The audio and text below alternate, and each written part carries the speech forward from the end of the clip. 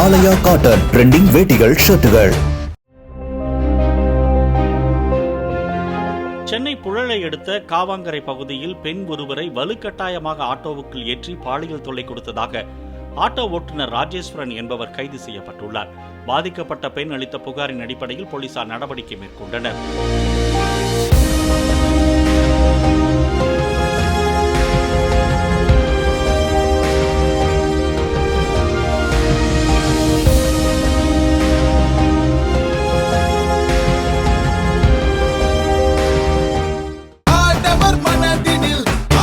ஆலயா cotton trending வேட்டிகள் ஷர்ட்டுகள்.